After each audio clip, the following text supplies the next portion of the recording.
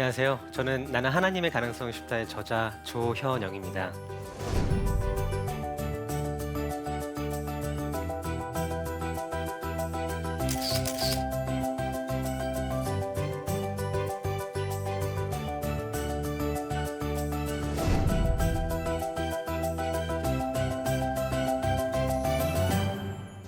너희는 세상의 빛이라. 산 위에 있는 동네가 너희를 숨기지 못할 것이요. 마태복음 5장 말씀입니다. 이러한 말씀처럼 하나님께서는 그분의 자녀인 저희를 세상의 빛으로 부르셨습니다.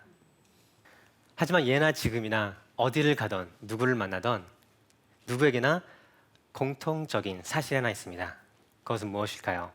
바로 모두가 성공을 쫓는다는 것입니다. 여러분, 성공이란 단어의 정의가 과연 무엇일까요? 좋은 학벌을 얻는 것, 돈을 쌓는 것, 명예를 쌓는 것, 아니면 좋은 배우자를 만나는 것? 저는 진정한 성공이란 바로 하나님으로부터 인정받는 삶이라고 생각합니다. 우리가 이 세상에 태어난 이유는 단 하나, 하나님께 영광 올려드리고 그분을 찬양하기 위함이기 때문입니다. 결코 가루처럼 사라져버릴 재산을 쌓거나 화려한 인맥을 쌓는 그런 인생을 살아서는 안 되고요.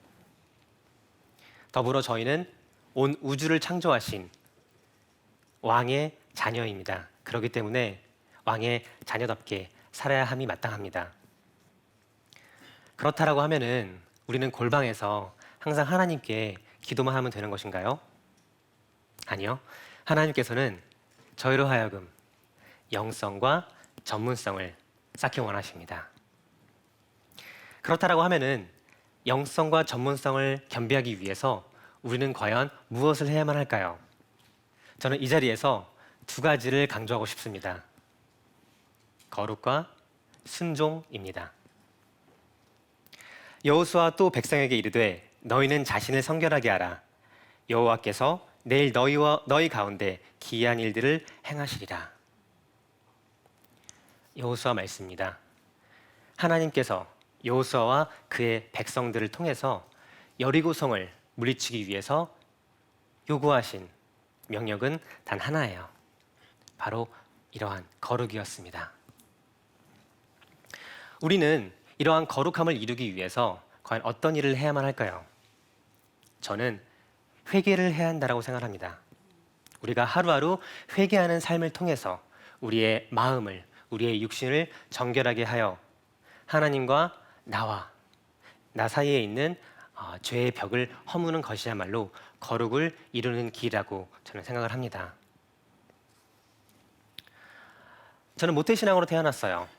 그렇기 때문에 어릴 적부터 주일만 되면은 교회에 갔고요. 그리고 어린 시절 교회에서 달란트를 준다는 이유로 많은 친구들을 전도도 했습니다. 그들에게 하나님을 알려줬고 그들에게 예수님도 전했습니다. 그런 제가 회개 기도를 깨닫게 된 것은요. 제 책, 나는 하나님의 가능성이 쉽다라는 책이 발간되고 하나님으로부터 그 책을 절판하라는 명령을 받으면서부터입니다. 그 전에는 회개란 것이 무엇인지 잘 몰랐어요. 물론 성경을 보면요. 예수님께서 광야 생활을 마치시고 이제 사역을 하시면서 처음으로 외치신 말이 무엇이었죠? 회개해라, 천국이 가까웠노라였습니다. 이러한 중요한 회개를 저는 전혀 몰랐어요. 주변에 알려주는 사람도 없었습니다. 교회에 가면요, 항상 사랑의 하나님, 축복의 하나님, 막 이런 설교를 많이 듣곤 했는데, 회개 기도가 무엇인지 잘 몰랐고, 또한 죄가 무엇인지 잘 몰랐습니다. 하지만 하나님을 진정 인격적으로 만나고 그분을 통해서 제 책을 절판시키라는 명령을 받은 이후에 그 명령을 순종하면서 내가 너무너무 사랑했던 정말 오랜 기간 썼던 제 책, 실은요 어렸던 저에게 저의 책은 정말 우상과도 같은 존재였었어요. 이 책을 위해서 정말 오랜 기간 밤샘 하면서 기도하면서 책을 썼었고요. 또한 이 책을 위해서 출판사 직원분들도 물심양면으로 도와주셨거든요. 그런데 하나님께서 이 책을 절판시키라 하고 하나님께 회개하라는 그런 마음을 주시곤 제가 땅바닥에 엎드려 회개를 하게 되었는데, 그때 제가 땅바닥에 엎드려 울면서 저의 지난 과거를 돌이켜 보게 되었습니다. 근데 정말로 너무너무 형식주의적인 그런 기독교 그런 종교주의적인 삶을 살아왔던 거예요. 하나님의 축복으로 말미암아 미국도 가게 되었습니다. 많은 축복을 누렸습니다. 그리고 또한 예레미야 말씀처럼 너는 내게 부르짖으라, 네가 알지 못하는 크고 비밀한 일 너에게 보이리라. 이것이 바로 지혜의 말씀이거든요. 하나님께 부르짖었습니다. 그리고 하나님으로부터 지혜를 받게 되었어요. 그로 말미암아 많은 축복을 누리게 되었죠. 근데 저의 결말은 솔로몬과 같이 패망이었던 것이었습니다. 물론 하나님께 부르짖으면 분명 축복 주세요. 지혜 주십니다. 그런데 그 축복과 그 지혜를 어떻게 활용할 것인지는 우리의 몫이라는 것입니다. 저는 잘 몰랐습니다. 주변에 멘토도 없었습니다. 그랬기 때문에 저는 교만해질 대로 교만해졌어요. 제가 20대 중반의 모습이에요. 저는요, 정말 무늬만 신앙인이었었어요. 교회에 갔습니다. 그리고 또 때로는 뭐 간증을 하면서요, 제 입을 통해서 하나님이 선포되고요, 많은 사람들이 예수 그리스도를 전파하고요. 그런데 정말 하나님은 인간의 중심을 보시더라고요. 정말 중요치 않아요. 오히려 제가 그런 간증, 그런 사역의 매너리즘에 빠지면서 오히려 패망의 길, 교만의 길을 가고 있었던 것입니다. 너무 감사해요. 하나님께서 저에게 회개란 그런 축복을 알려주신 것에 대해서. 그리고 저는 아까 말씀드린 대로 이제 기도원에 가서 계속 회개 기도를 하면서 정말 가슴 치면서 회개했어요. 하나님, 정말 난 죄인입니다. 여러분, 성경 말씀에 뭐라 나와 있습니까? 내 형제를 미워하는 것만으로도 이미 살인한 죄라고 말을 하고요. 여인을 보고 내가 음욕을 품으면 그것만으로도 이미 간통한 죄라고 말을 하지 않습니까? 근데 세상의 법은 어떻습니까? 우리가 행위로 해야만 우리는 정죄를 받습니다. 우리가 물건을 훔치려는 마음을 간다고 해서 우리가 뭐 교도소에 가는 것이 아니라 그 물건을 훔치고 누구를 죽여야만 우리는 정죄를 당하고 우리는 심판을 받게 돼 있죠. 그런데 하늘의 법은 틀리더라고요. 하늘의 법은 이미 생각만으로도, 이미 마음으로 그 죄를 짓는 것입니다. 그렇기 때문에 하나님께서 더 이상 용모는 보지 않고 너의 중심을 보신다라고 하지 않으십니까? 회개를 하면서 이러한 진리를 깨닫게 되었어요. 네. 그래서 회개를 통해서 약간은 어찌 보면 조금씩 그 정결함이 무엇인지, 또한 거룩함이 무엇인지를 알게 되었고요. 조금씩 하나님과 가까워짐을 느낄 수 있었습니다. 나의 육신을 덮고 있는 그런 죄들이 하나 둘씩 벗겨져 나가는 것만 같았어요. 그러니까 나에게 성령 충만함이 임하더라고요. 내 안에 그런 죄들이 하나 둘씩 이렇게 없어지니까 내 안에 사랑이 생기고 내 마음 안에 긍휼하는 마음이 생기더라고요. 여러분, 거룩함을 이루고 나면은 그 다음으로 하나님께서는 저희에게 순종을 요구하십니다. 철옹성과 같았던 여리고성을 무너뜨리기 위해서 하나님께서 여호수아와 이스라엘 백성들에게 요구했던 그 두 번째는요, 바로 순종이었어요. 하나님께서 뭐라 하십니까? 7바퀴 들고 함성을 질러라 라고 말씀하시지 않습니까? 인간의 생각으로 결코 이해할 수 없는 이런 하나님의 명령을 순종했던 이스라엘 백성들은 어떤 결과가 있었죠? 단 한 명의 목숨도 잃지 않고 그 전쟁에서 싸워 이겼습니다. 바로 이것이 하나님의 방법이란 것입니다. 저 또한 물론 제가 많은 인생을 산 건 아니지만 정말 때로는 하나님께서 저의 믿음을 시험하실 때가 있고 또한 순종을 요구하실 때가 있습니다. 지난 시간에 말씀 나누었듯 저는 정말 어린 시절 댄스 가수가 되길 원했습니다. 또한 뮤지션이 되고 싶었어요. 나의 댄스로서, 나의 음악으로서 하나님께 영광 올려드리고 싶었습니다. 나름 명분 좋았어요. 그런데 하나님은 그걸 원치 않으셨던 거예요. 제가 기도원에서 그 기도 목사님을 만나고 하나님께서 나를 통하여 공부하기 원하신다라는 그 사실을 깨닫곤 저는 그 하나님 말씀에 순종할 수밖에 없었고요. 물론 그 상황 가운데 저는요, 아니에요 목사님, 저는요 이미 머리도 기르고 음악인의 인생을 살고 있습니다. 저 당시에 홍대와 뭐 신촌을 누비면서 엄청나게 헤드뱅이 하면서 음악 했었거든요. 어디를 보든 네, 저는 공부하는 그런 학생이 아니었었어요. 근데 목사님이 그렇게 말씀하시니까 기도하시면서 저는 그때 그것이 진정 어머니의 기도로 말미암아 하나님께서 어머니의 기도를 응답하셨고 목사님의 입술을 통해서 나에게 하나님의 비전을, 하나님의 뜻을 밝혀 보여줬다고 믿어요. 그렇기 때문에 그 명령을 순종할 수밖에 없었고요.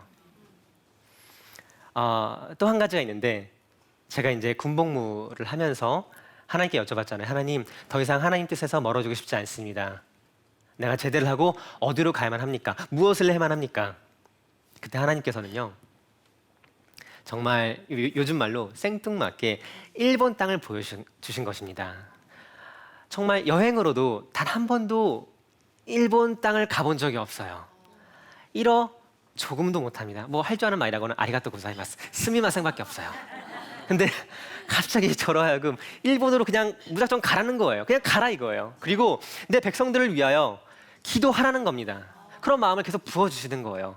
어떻게 했을까요? 순종할 수밖에 없었습니다. 인간적인 생각으로는 도무지 이해가 되지 않아요. 왜 영어권 국가로 보내지 않는 것일까? 왜 한국이 아닐 것인가? 나는 이미 나이도 있고 직장도 잡아야 되고, 내가 일본 가면은 어떻게 직장을 잡습니까? 일본 말도 못하고 그 문화도 모르고 연고지도 없고요, 지인도 없습니다. 너무 감사하게도 아무것도 붙잡을 게 없으니까 하나님만 붙잡게 되었어요. 바로 그것이 하나님이 원하시는 거였어요. 하나님은 순종을 통해서 하나님만 붙잡기 원하세요. 우리가 순종하지 않을 때 때론 인간의 의지를 의존하곤 합니다. 나의 지식으로 이렇게 제가 만약요 그때 그 말씀을 하나님으로 듣고 인간적인 생각으로 그래 내가 뭐 한 6개월 정도의 시간을 갖고 한국에서 공부를 하고 뭐 JPT 같은 그런 1어 시험을 준비해서 뭐 그런 뭐 워킹 홀리데이 그런 비자를 받아가지고 어떻게 가도 만약 그렇게 인간적으로 나의 계획들을 짰다면요 결코 하나님은 저와 함께할 수 없었을 것입니다. 지금 고백하지만 제가 일본에 이제 가기 전에요 인터넷을 통해서 좀 수소문을 한 적이 있어요. 그냥 무작정 수소문했습니다. 저 조만간 일본을 가는 군인입니다. 군인입니다. 일본에 살고 계신 분들 저 좀 도와주세요 라고 이렇게 막 인터넷 카페를 통해서 막 이런 수소문을 한 적이 있는데요. 감사하게도 한 한국의 믿음의 가정이 저를 도와주기로 하였습니다. 일본에서 한 10년 이상 사신 그런 교회를 다니시는 믿음의 가정이었었어요. 제가 배낭 하나 메고 일본 하네다 공항으로 도착을 했습니다. 저는 그때까지도 일본 가면 뭐를 해야 하나 그냥 머리가 하였어요. 뭐 아무것도 없잖아요. 일본 하네다 공항에 도착을 했습니다. 그 가정, 그 인터넷을 통해서 나를 도와주겠다고 했던 그 가정이 저를 마중 나와 있는 거예요. 하얀 고급 외제차를 타고 저를 마중 나와 있었습니다. TV로만 보았던 그런 의리의리한 그런 차를 타고 그 가정의 집으로 가게 되었습니다. 정말 얼떨떨했어요. 내가 무엇이 간데 나를 이렇게 대접하나. 알고 보니까 그 가정이 살고 있던 집은 동경 시내 한 복판에 있는 큰 높은 빌딩의 펜트하우스에 살고 있더라고요. 정말 부자가 아니면은 살 수 없는 그런 곳이었던 걸로 기억을 해요. 그곳에 딱 도착을 했는데요. 저보고 저에게 방 하나를 주시면서 이곳에서 마음껏 먹고 마시고 살라는 겁니다. 저희 어머니, 한국에 있던 저희 어머니가 이 말씀을 들으시고 이 소식을 들으시고 정말 놀라셨어요. 왜냐면 저희 어머니는 믿음이 되게 좋으신 분이셨거든요. 하이스거든이 무슨 말이냐, 믿는 자에게 능치 못할 일 없느니라. 나는 어머니도 제가 일본 간다고 하니까 막 걱정되셔가지고 너 일본 가면 뭐. 그런데 그 말씀을 들으니까 어머니께서 하나님이 하셨구나, 하나님께서 좋은 사람을 붙여주셨구나. 여러분, 이게 다가 아닙니다. 그날부터 일본에 도착한 그날부터 하나님의 기적이 끊임없이 제 삶에 펼쳐졌는데요. 정말 흥미진진했습니다. 알고 보니까 그 가정이요, 수많은 사업체를 운영을 하는 그런 가정이었어요. 그런데요, 뭐 레스토랑도 운영을 하더라고요. 그래서 레스토랑에 저를 인도해 가시면서 그곳에서 이제 한국 레스토랑이었습니다. 한국 음식들을 마음껏 먹으라고 공짜로. 또한 뭐 그런 통신 사업도 하셔가지고 핸드폰을 또 공짜로 하나 주시는 겁니다. 하시는 말씀이 이 핸드폰 공짜로 쓰라는 거예요. 네. 그리고 갑자기 또 그 가정에 이제 아버님 되시는 이제 안수 집사님이셨는데 느닷없이 저에게 돈을 주시면서 용돈 쓰라고, 한국 돈으로 몇십만 원 되는 그런 큰 금액을 저는 한 게 없거든요. 근데 그냥 주시는 거예요. 용돈 쓰라는 거예요. 저는 뭐 돈이 없었기 때문에 받았죠. 뭐 전 직장도 없었고 아무것도 없었지 않습니까? 물론 한국에서 뭐 벌어 놓았던 돈 좀 있긴 하였는데요. 금방 없어질 돈들이었었어요.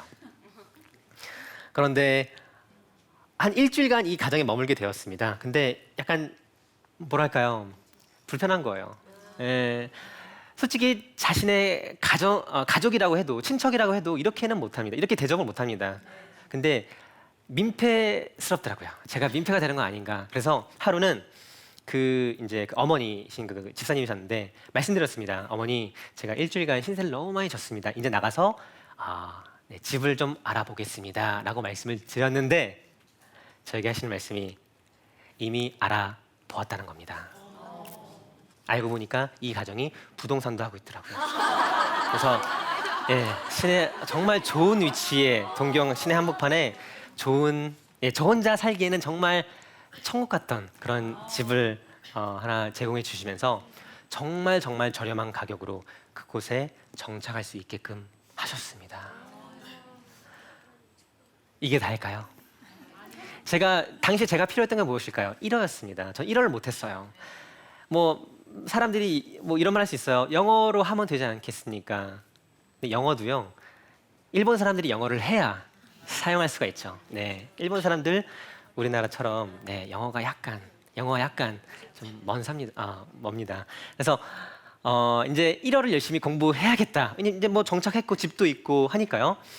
그래서 이제 공부를 하려고 했는데요.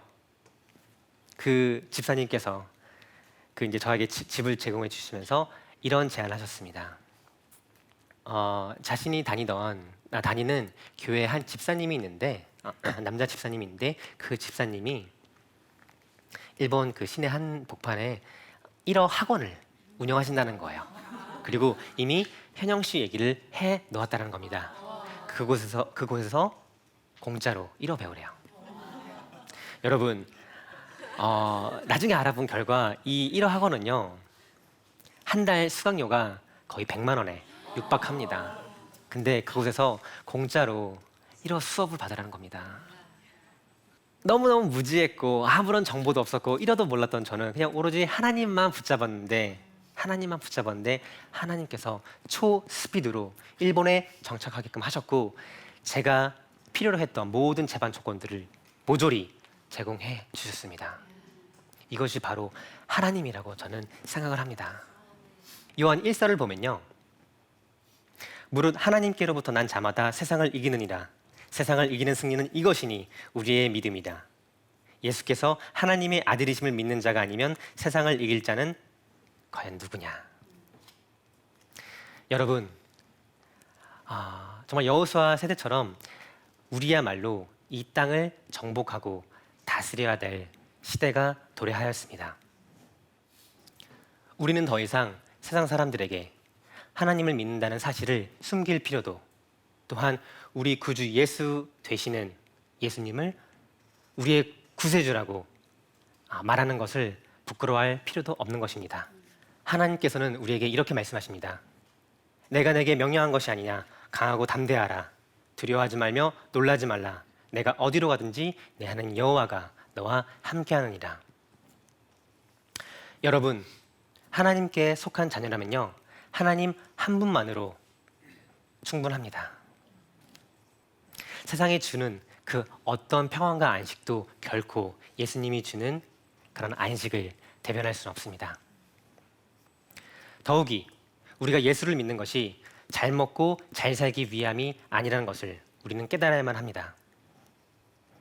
또한 그것을 위해 예수님께서 돌아가신 것도 아니십니다. 마태복음 7장을 보면요. 좁은 문으로 들어가라. 멸망으로 인도하는 문은 크고 그 길이 넓어 그리로 들어가는 자가 많고 생명으로 인도하는 문은 좁고 길이 협착하여 찾는 자가 적음이라고 나와 있습니다. 우리는 은밀한 성령의 음성을 듣고 예수님이 걸어가신 그 길을 묵묵히 따라가야만 합니다. 그 길이 한국일지, 일본일지, 중국일지, 미국일지 우리는 모릅니다. 그저 하루하루 하나님과 동행하면서 그분의 뜻을 곱씹으면 되는 것입니다. 그리고 이것이 바로 영혼을 위해 사는 것이라고 저는 믿습니다. 마지막 때가 가까울수록 우리는 정말 하나님의 은혜가 절대적으로 필요합니다. 우리는 과연 순결한 신부로서 예수님께서 재림하시는 그날 예수님과 함께 생명의 잔치에 참여할 준비가 되어 있습니까? 우리의 육신이 죽고 하늘로 올라가 영광스러운 하늘의 보좌 앞에 서는 그날 하나님을 만나며 수고했다 충성된 종아 라는 말을 들을 준비가 되어 있습니까? 마지막 때가 가까워짐에 따라 우리는 더욱더 거룩과 순종함으로 하나님 앞에 가까이 나아가야 할 것입니다. 그리고 한 영혼이라도 우리를 통해 구원받을 수 있도록 우리는 끝까지 기도해야만 합니다. 그것이 바로 하나님께서 주신 우리에게 처음이자 마지막 때는 사명이기 때문입니다. 우리가 복음을 위해 희생하는 한이 있더라도 그 복음은 꼭 땅 끝까지 전파되어야만 합니다. 우리를 통해 하늘의 뜻이 이루어지고 이 땅이 변화되기를 기도하면서요. 말씀을 정리하기 원합니다. 디모데후서 4장을 통해 사도 바울은 고백합니다. 나는 선한 싸움을 싸우고 나의 달려갈 길을 마치고 믿음을 지켰으니 이제 후로는 나를 위하여 의의 면류관이 예비되었으므로 주 곧 의로우신 재판장이 그날에 내게 주실 것이며 내게만 아니라 주의 나타나심을 사모하는 모든 자에게 도니라. 우리에게 주신 하나님의 사명은 우리의 목숨보다 귀하고 또한 그 사명은 우리가 이 땅을 살아가는 목적입니다. 이 자리에 계신 모든 분들 하루하루 하나님과 동행하며 하나님의 사명을 위해서 목숨을 바치는 여러분 되길 진심으로 기도합니다. 감사합니다.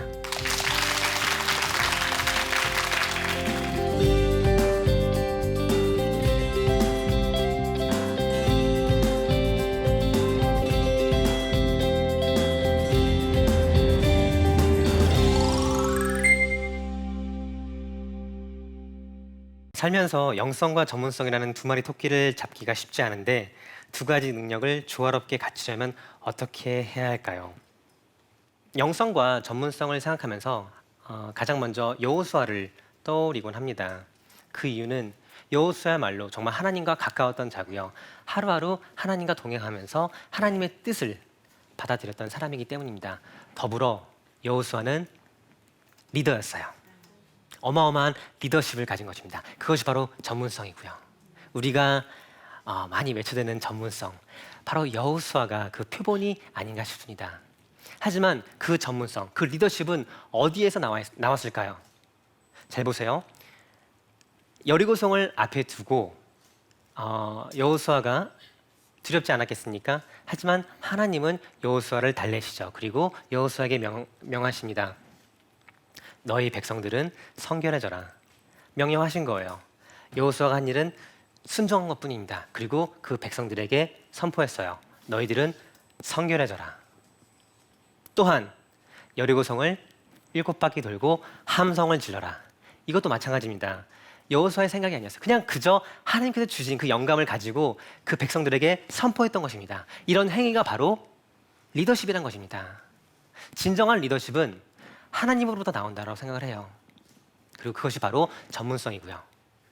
따라서 우리가 영성과 전문성 두 마리 토끼를 잡기 위해서는 하나님이 답인 것 같습니다. 우리가 하나님께 가까워지면 가까워질수록 우리의 영성은 더욱더 깊어지고요. 또한 하나님께서 주시는 그러한 수많은 영감을 통해서 우리가 공부를 하고 직장 생활할 때 우리 그 영역 가운데 전문성을 드러낼 수 있습니다. 혹시 예수 믿는다는 이유로 연단받거나 불이익 받은 적이 없나요? 사회에서 크리스천이라는 것을 당당히 드러내며 살기가 어려운데 조언 부탁합니다. 네, 실은 대학생 때까지는 큰 연단이나 시험은 없었습니다. 오히려 예수님 잘 안 믿으면, 하나님 잘 안 믿으면 어머니에게 혼났죠. 네, 근데 이제 군대를 갔다 오고 사회 나가서 직장을 잡으니까 그때부터 연단 아닌 연단이 시작되더라고요. 그것이 무엇인가? 가장 먼저 술 문화가 있지 않습니까? 네, 세상 문화가 정말 가득 차 있다고요. 저는 이제 일본에서 첫 직장 생활을 시작했는데요. 제가 입사를 했다고 사장님께서 막 이렇게 환영 장치를 이렇게 벌여주셨어요. 그래서 술을 권하십니다. 어떻게 했을까요? 솔직히 말씀드렸습니다. 교회 다니는 사람이라고. 그래서 술은 안 마신다고. 못 마시는 게 아니에요. 안 마시는 겁니다. 근데 감사하게도 하나님께서 도와주셨는지 모르겠지만 그 이후로는 네, 그 어느 누구도 직장에서 저희 상사건 누구건 저에게 술을 권하는 사람이 없었어요. 그리고 오히려 제가 교회를 다닌다라는 것을 그 사실을 선포했기 때문에 더욱더 저는 기도로서 네, 제 자신을 무장하고 직장을 다닐 수밖에 없었어요. 왜냐하면 제가 행여나 못나거나 뭐 실수하거나 막 이상해지면은 하나님 욕 보이는 거잖아요. 네. 더불어 솔직히 근데 단순히 이렇게 방어만 하는 것이 능사가 아니라고 생각을 합니다. 우리는 더 앞으로 나아가서 제가 아까 말씀드린 대로 당당하게 우리가 하나님 믿는다는 것을 우리는 선포해야 되고요. 우리는 당당하게 예수 그리스도가 우리의 구세주이심을 외쳐야 되는 거예요. 그런데요, 요즘 세대는 그렇지가 못해요. 공영방송에서 우리가 하나님을 선포할 수가 없습니다. 예수님을 증거할 수가 없습니다. 왜냐? 이 시대의 미디어는 이미 세상이 장악을 했기 때문이에요.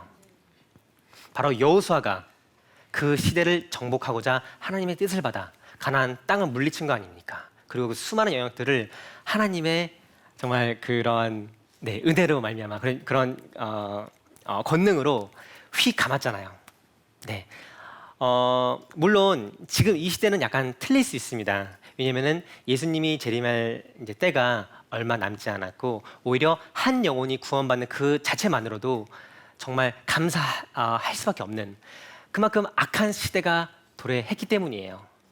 그래서 정말 우리는 깨어 기도하고 정말 거룩한 신부로서 예수님이 재림하시는 그 시간까지 네, 기도로 간구할 수밖에 없는 것 같습니다.